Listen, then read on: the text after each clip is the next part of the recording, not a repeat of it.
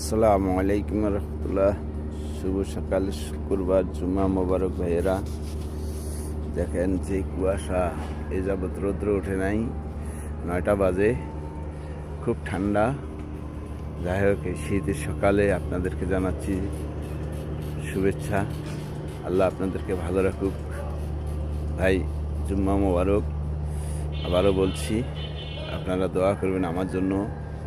আমার শরীরটা বেশি ভালো যাচ্ছে না, আমিও দোয়া করি আপনাদের জন্য। আল্লাহ আপনাদেরকে ভালো রাখুক, সুস্থ রাখুক, সবাইকে আল্লাহ নেক হায়াত দান করুক।